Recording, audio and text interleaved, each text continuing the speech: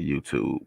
Boom. And we are live on everything right now. What's good, people? Y'all know who it is. It is the two-time ATL's hottest DJ, the God DJ Agony, also known as Dr. Dope. Well, our message here is simple.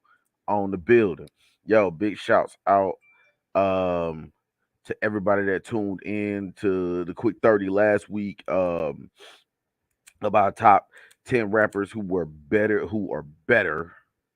I said it, than Megan Thee Stallion. And also dope show last Friday. You know what I'm saying? Big shouts out to all my people who tuned into that as well. Yeah. Um we keeping it rolling around here at Dope, man. There will probably not be a dope show this week. But I want to sit this out there and I'm gonna mention it again before we leave.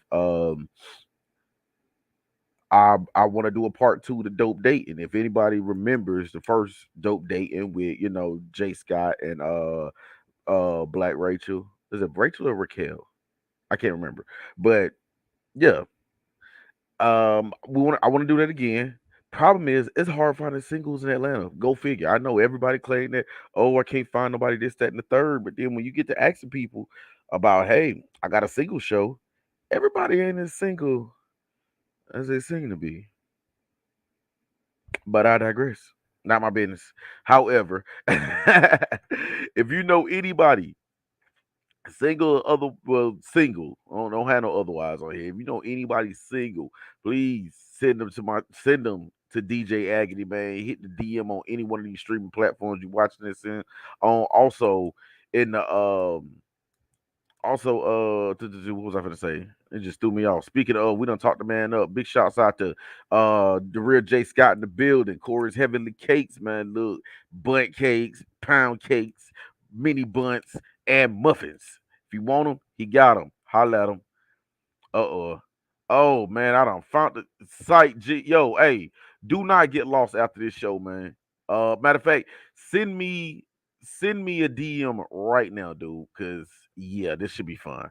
This should be fun. That's one of the homies from way back right there, like way back. You know what I'm saying? I still had teen in my age when I met Sight G, man. Big shouts out to my boy Sight G in the building. Oh, by the way, he's a hell of a producer. So if you need beats, I want to hit that gentleman up right there.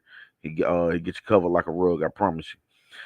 So last weekend, I went on ahead and binge watched Cobra Kai season 5, and I will be saying this: if the show's not canceled, it will be my last season watching. Um, Ralph Macchio, Daniel LaRusso was just doing entirely too much to where it seems as if he got obsessed by quote unquote trying to take down the bad guy. Bad guy wasn't even really studying you, dog. Terry, Terry Silver was, because if you haven't seen it, spoiler alert, I'm about to fuck all of it up right now for you. Like, I'm about to tell everything. So, like, whatever. But I will tell you this.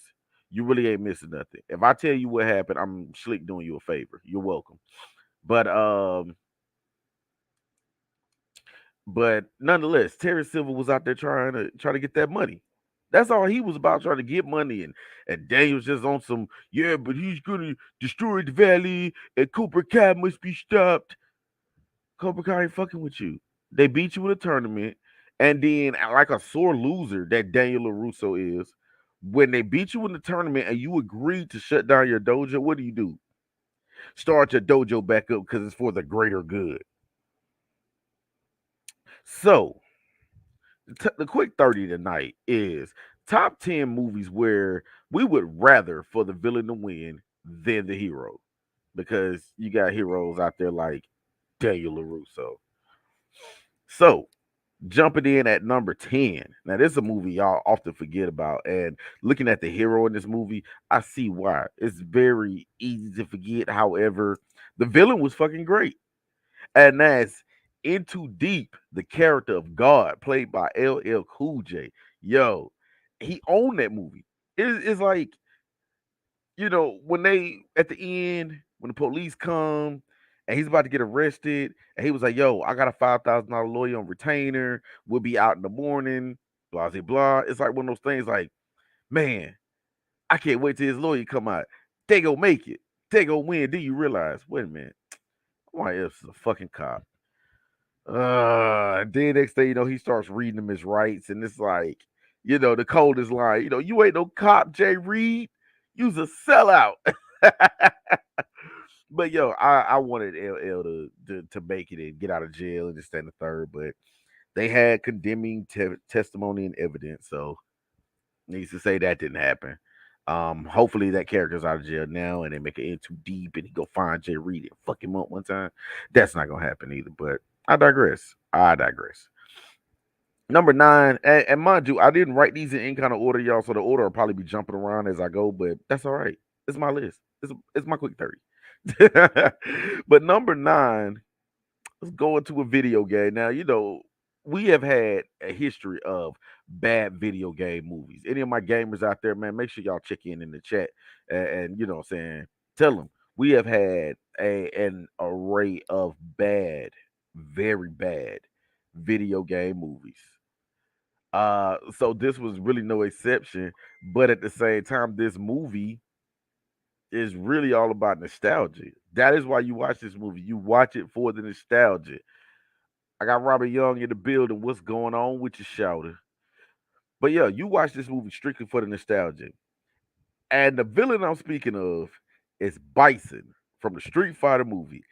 I'm sorry, it's one of those things to where Van Damme had some of the corniest lines, but Bison just straight killed it when he said, "Yeah, I'm pretty sure it was probably the most devastating day of your life, but for me, it was Thursday." Coldest movie line, I'm telling you. Now the movie, yeah, it left a lot to be desired. I got my nephew Spud in the building, Spud Boogie. What up, boy? But yeah, that's what I'm saying. It was a horrible movie. It was not a good movie at all. But at the same time, though, it's one of the things that we're nostalgia, if nothing else. Like I know Sight G went to go see it at Santa Cat movie theater. I know because I did. But yeah, you watch that movie strictly for the nostalgia. But Bison was a much Raw Jr. playing Bison was a much better villain than Van Damme playing Guile as the hero. It just it's like of course Van Damme's the hero. He's the hero and everything. Ugh. It's just how it plays out, y'all. But nonetheless, Bison from the Street Fighter live action movie. Now, number eight, and then we're gonna get back on track for real because my list is going all over the place, y'all. So number eight is one of those villains. It's like you kind of have to ask yourself, is he really a villain? Because his aura kind of took you over and you ended up on this side before you knew it. But because of some of the stuff he did in this movie, yeah, people, he was a straight to life villain. That is King David from Never Die Alone. Now, if you have not seen this movie or read the book, it's one of those old school 70s classics from Donald Goins. But if you have not read the book or seen the movie with DMX, once the quick 30 goes off tonight, go look it up on all your streaming platforms. It's somewhere. It's probably on Tubi. Tubi, everything's on Tubi right now. Go find it. You need to watch this movie. Yeah, got like I said, it got DMX in it. That's kind of like that should be a draw for this movie by itself. It got DMX in it, and DMX killed the role. He owned the role completely, but getting multiple women strung out on drugs, kind of killed a couple of them. Kind of hit a little kid in the face with a bottle. Kid turns out to be a son that he didn't raise. Yeah, he was a villain. He was very much a villain, but at the same time, he's King David. Like it was so fucking cool. He had the coolest car. It was cool, man. You had like it worked. You had to have seen Never Die Alone. If you have not seen that movie or read the book, like I said, go find it. I'm sure it's on Tubi. Go find it. Like not now, because you're watching the quick 30 with DJ Agony right now. I'm saying after this, go watch that movie. Um, Next on the list, number seven. Man, hold up. Yeah, that's number seven. I told y'all I'm off right now because I'm kind of all over my list and putting it in ranking order. Number seven, and it hit kind of low, but it's just because when we do the quick 30, these lists are stacked, people. So it's a lot of meat and potatoes on here. But number seven goes to Lonzo Harris from Training Day. And everybody always say, "Oh yeah, Denzel from Training Day," but the character actually had a real name, y'all. Believe it or not, Lonzo Harris was his name. Lonzo Harris. I mean, now mind you, we look at Denzel Washington. Probably, not. I don't even want to say probably. I will say the single greatest black actor and probably the greatest actor. Not even putting color on it, color restriction on it. Period. I can't think of anybody black, white, or orange that's a better actor than Denzel Washington. If anybody knows, tap in right here, but I'm not seeing it. He totally embodied that role to the point to where he gets shot up at the end. I'm like, shit. I just knew he was gonna make it on time. But after he got held up in the neighborhood by the Bloods or whatever, they took his money. First thing he thought to do, shit, I'm gonna go hop a plane and get the hell on. Well, the Russians thought about that one too. They figured, like, you know what, he probably gonna try and duck town on this. But nonetheless, from all the stuff he did that day, mind you, that movie takes place in about 8 to 10 hours. It's that whole 8 to 10 hours. Look at all the stuff he did. He had his partner smoking Sherm. He killed one of his criminal informants and took his money. He took money from Macy Gray and then held a Chinese menu in her face and told her it was a warrant. I want to see that goddamn warrant. That's always my favorite part. But yeah. And then, he goes over to the side chick house. Got a little ass in the middle of the day. Like, who doesn't want to just, in the middle of the day, be like, man, I'm gonna stop by the side, then I'm gonna go to work. You know what I'm saying? Like, the hell of a day. The hell of a day. Ah, what's going on with your shoulder? That is one of my IG friends. I ain't seen that name pop up in a minute, and look like she gone. Well, moving on. Um, but yeah, so he had a hell of a day. Had a hell of a day just to kind of hit the end like how it did. So it was like, well, darn heck, but shit, what a day. All right, then we move it up closer to the top five, man. Hold up. Got count a little bit. Hold up. Number six. Number six probably should be higher, y'all. But once again, it's the quick 30. These lists be stacked. Number six is Clubber Lane from Rocky 3. Dude, coolest villain. Very highly ranked, one of the coolest villains ever. One, who shows up to the retirement press conference, calls out Rocky, tell him how fake of a champ he is, tells him how he whoop his ass anytime, any day. And when Rocky doesn't bite on this, he tells him, he tells Adrian, and I quote, hey woman, bet you got they ain't looking like your man ain't got no heart. Bet you lay up all night, dream about a real man. I tell you what to bring your pretty little self over my apartment, show you a real man. He tells this to this man's wife while she's standing there. I can't. Like Clubber Lane was ghetto gold. And then in the first fight proceeds to whoop Rocky's ass. Now the second fight, well, he's still whooping Rocky ass, but they gotta Rocky's gotta win the fight. It's just like because the villain doesn't get to win. The villain's not supposed to win, but Clubber Lane whooped Rocky ass.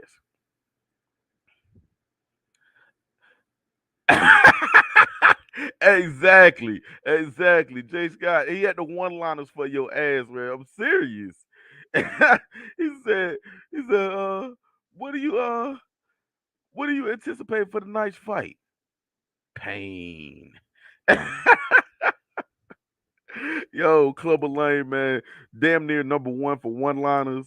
Damn near number one for delivering ass whoopings. Number six on movie villains that we wish would have won. I wish Clubber Lane would have won both them fights. Retired the shit out of Rocky. And then we'd had a whole series of movies. Clubber Lane Part 5. Clubber Lane number 6. And then he had a son. We just named him Lane. Yeah, a whole other set of movies. So nonetheless, number 6, Clubber Lane. Number 5, going into the top 5, y'all. So you know it's about to get real thick. I'm talking about thick like that girl you went to the prom with. Yeah, that happened. Moving on. Number five, Karate Kid Part 3. We just mentioned this brother, Terry Silver. Come on, man. Like, I'm gonna be honest with you. As much as Daniel bitched about how this dude was just so evil and this, that, and the third, he brought something out of Daniel that Daniel probably would have got his ass whooped by what was the dude name? Anybody remember his name? The bad boy of karate that Daniel fought in part three. If you remember his name, drop it in the chat because I don't remember. It was and make it so bad. The dude actually that guy shows up on this season of Cobra Kai. I just can't remember his name. I think it was named Mike Barnes. Mike Barnes. So if Silver wouldn't have brought that out of Daniel, like he turned Daniel violent, but it was like it's such a good way because Daniel was so whiny in all those movies, and he's still just as whiny now as a 40, 50-year-old adult in Cobra Kai. And it's just like, God, I wish Terry Silver would beat his ass some more. Just some more, just a little more. Put some more on there. But nonetheless, I like Terry Silver. Terry Silver was a money man, and plus he's badass karate dude. And he, like I said, he brought a whole nother level out of Daniel. Daniel really should be thanking this dude that he's taking his ass whooped through all the movies before Terry Silver came. Should be thanking this dude. Of course he's not, because he's a whiny little expletive. And actually I ain't gotta say that. I got the box right there on my shoulder. I said what foot I won't say right there. But yeah, Terry Silver better than Daniel LaRusso. Um, number four. Number four, we have to go to one of my favorite movie villains as a kid growing up. Now, see, here's the thing: DJ Agnew has just started rooting for the villain. I've been on this, like even as a kid, I always wanted the bad guy to win because they just seem so much more cooler. But this one in particular, and I say cooler because you'll get the movie reference once I tell you. But this one he was way cooler than the hero. Simon Phoenix, Demolition Man, number three, no, number four. Simon Phoenix and Demolition Man. Now, it was already bad enough that he was kicking Stallone's ass through the beginning of the movie. Then he blew up all those hostages that they thought they had. They thought they lost them, but no, he blew them all up. And so instead of giving this dude the death penalty, they froze him. And somewhere somebody goes in and screws with his rehabilitation that turns him from just a regular maniac. Oh shit. Damn right. Hydroglyphic in the building. Yeah, I don't even know who that is, but you know what? Appreciate you for coming through, stopping by the dope show, Hydroglyphic. And that's right. Simon says bleed. And he start beating niggas ass. Pop, pop, pop, pop, pop. Yeah, it was crazy, man. Like Simon Phoenix had to be one of the coolest villains in movie history just because it's like one, they screwed with his programming and they made him just this human lethal weapon. It was already bad enough he was sadistic enough to blow up a bus full of hostages. But now he's got martial arts, he's got weapons training, he can unlock doors, like just put in codes. He was like a master hacker. Like, and it's crazy. So you go back and you watch it, and he's been programmed to be a more boosted version of himself. But Stallone, the only thing he came out with is he can knit. So you mean to tell me that Simon Phoenix lost to a damn seamstress? That's 90s movies for you. You know what I'm saying? Simon Phoenix was cool as shit. My favorite part, though, my favorite part of the movie is when he first gets out and he starts putting in all these codes. He said, what? I wonder if I could play the accordion. And so then he said, what did he say? He cussed or something, and then the little citation came out. What? Fuck you. And the citation came back out. And then he beat some three dudes' asses on the lawn and shit. Like, yo, when he first gets out, it's ghetto gold. Like it's just wall to wall violence. And Rob Schneider uh had the one line of the movie when he said, "Hey, we're not equipped to handle this kind of violence. We're police officers." Yeah, exactly. So yeah, my number four, Simon Phoenix, one of the baddest damn villains of the '90s. Whoops Stallone ass should have won, but it's '90s movies. The you know what I'm saying, the villain can't win. And you know another reason why I wanted to win? Oh, I wanted Simon Phoenix to win. Sandra Bullock was so annoying in that movie. She was so annoying. I was like, yo, the bad guys gotta win right now. Seriously. Seriously. It's just bad. It was all bad. Big shouts out to my brother Latik in the building. Peace to the God. Chair a little better. At least you don't use. Oh nah, yeah nah. Even though I am born and raised right here in Georgia, it'll still never be anything Falcons anywhere over here. But yeah, told you, got a couple for the chair. We good now. Yes indeed, yes indeed. All right, we in the top three, y'all, and I'm gonna be honest. When I do the recap's gonna sound out of order because it's gonna be in the original order. I told you the order's kind of been jumping around as I go, but we're in the top three now, y'all. Number three. This character isn't your typical villain. He was just that one protagonist that turns into an antagonist for the other protagonist. But when I say gave one of the best monologues in movie history, black cinema history, bar none, that's Bishop from Juice, y'all. My number three is Bishop from Juice. Um, the scene in the living room. One, they're in there watching. They done skip school. They're in there watching White Heat, which is, a very good gangster movie with James Cagney. If you've never seen it, go look it up. I'm sure it's on something. But yeah, White Heat with James Cagney. Go look that up. But yeah, they're in there watching White Heat, and it gives off like a Scarface vibe. About how pretty much, hey, I'm on top of the world, but I'm going out how I go out in the blaze. And Pac was like, well, Bishop was so enamored with that. It was just like, yo, that's how I gotta go. Like, if I'm gonna go, and they're telling him like, you don't really have to think about going.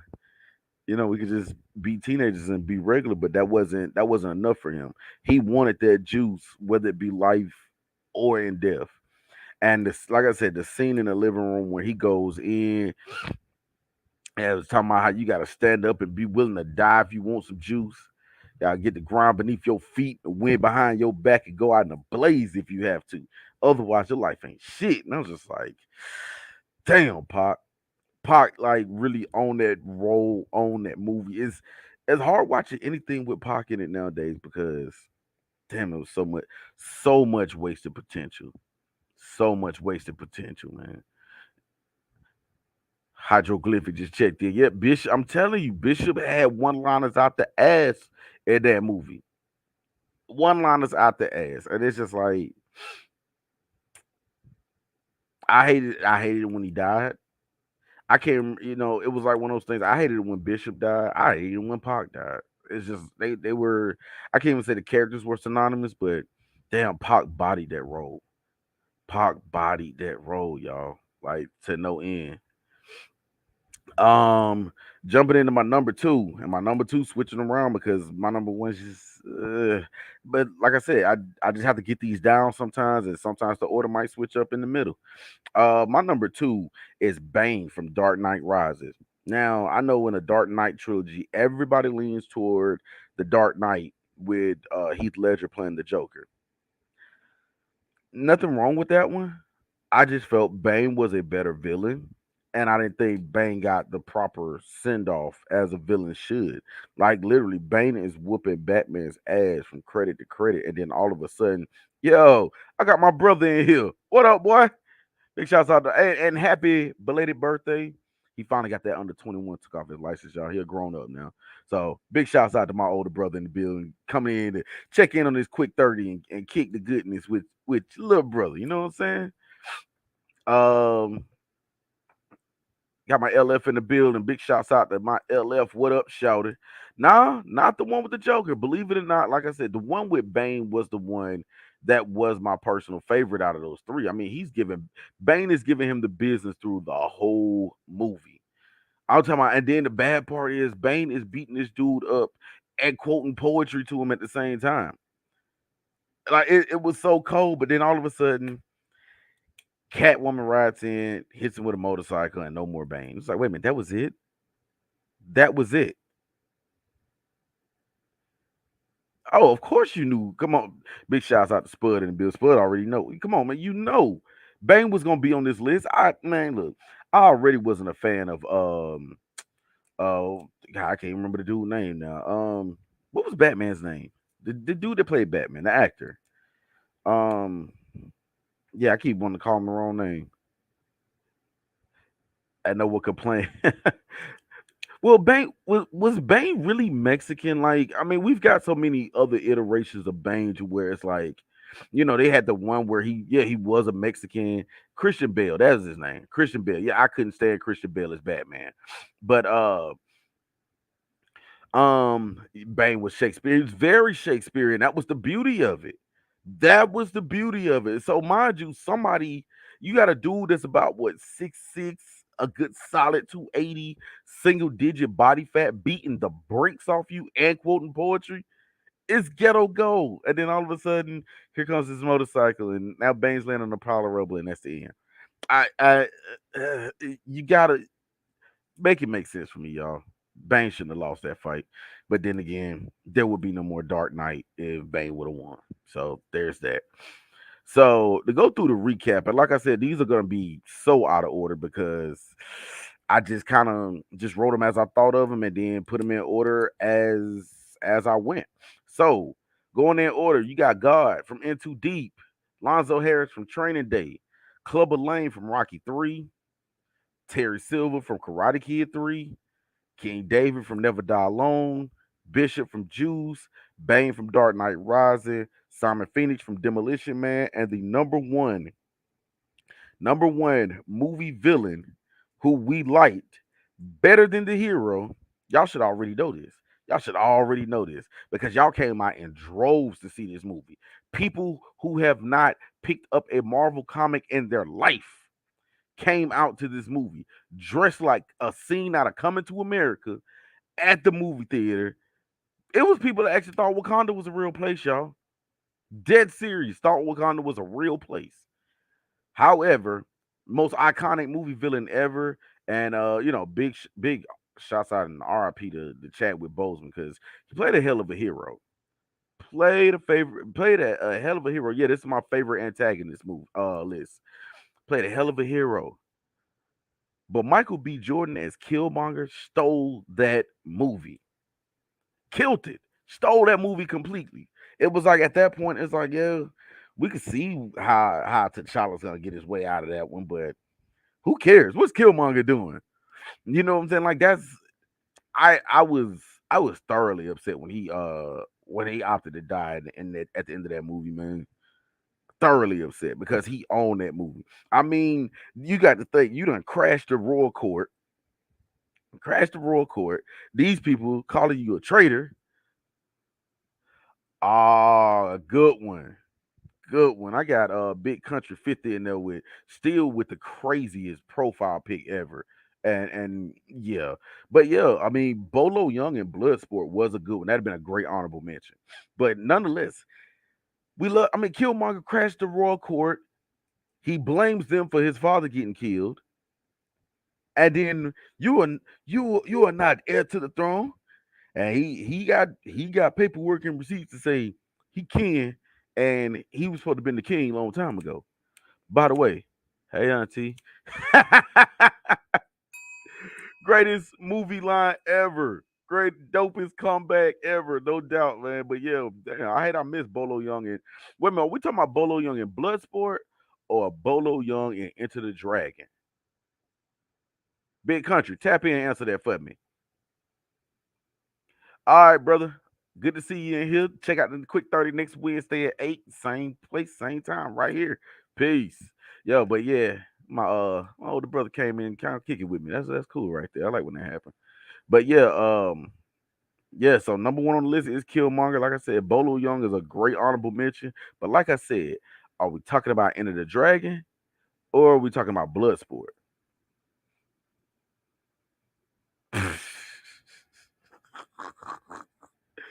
You know what? It's big country. You get what you get, people. But yeah, yo, y'all don't get lost, man. Oh, he said Bloodsport. Yeah. Hey, Bolo Young as Chun Li in Bloodsport was a hell of a villain. And you know what? I did want him to beat Frank Dukes. Now that you mention that, you are correct, sir. Like if there was a number 11 on this list, definitely be right there. Bolo Young in Bloodsport. I don't know why I didn't think about that. Also, speaking of martial arts movies, God, what was the dude with the eye patch from Best of the Best? That dude was cool as shit. I can't remember his name. Anybody remember First Best of the Best with James Earl Jones? Tommy, no. Yeah, the dude with the eye patch. I couldn't tell you his name. It was probably something in Korean that I probably can't pronounce or spell, but nonetheless, dude with the eye patch from Best of the Best. Him too. Appreciate everybody that came through, stopped in, dropped in the chat, kicked good shit with your boy DJ Agony, man. Yo, it will not be a dope show this Friday. However, if you know somebody single, male and female, make sure you send them through, man. I got Sully 5416 in the building. What's good with you, cuz? Um, but yeah, anybody single, male or female, send them through. We're gonna do dope dating again. This should be fun. I already got Site G volunteers, so anybody know of a young lady who is single. Now I ain't talking about like she's single because her baby daddy in jail this week. No, no, no. I'm talking about like she for real single. Like for real, for real. Send her through to the dope show, dope date night part 2, and we'll do it all over again. So big shouts out to everybody that tuned in last week with the brother Jihad yourself. Also tune into the quick 30. I appreciate y'all. I got more dope shirts about to come out. Yo, y'all about to start seeing them populating around the streets. But remember, you can have any shirt with any logo with the word dope on it. But if it ain't got that patch right there on the sleeve, that shit ain't dope. Oh, no, that wasn't no pun. I really mean that shirt's not dope if it don't have that patch right there on the sleeve. So make sure that y'all, you know what I'm saying? Make sure that y'all get authentic, quality, dope merchandise from the source right here, DJ Agnew, man. Appreciate everybody for coming through. Like I said, no dope shows this Friday, but if you know somebody single and they may and or may not be trying to hook up, or it might not even be a hookup type situation, we just want to have candid conversation with single men and single women and wonder, like, why for y'all can't get together? Why for not? Answer me that. But we can have the answer right here on the Dope Show. Not this Friday, but you know what? I'm shooting for next. Got my boy Richard Kirby in the building. Big shout out to Rich. What up, boy? But yeah, so that's what we got going on here at the house that Dope built. Appreciate everybody for stopping through. I'm gonna end the show like I end all of them. Imitation is the sincerest form of flattery that mediocrity can pay to greatness. I am DJ Agony. I root for the villain because I am dope, and I'm out. Peace.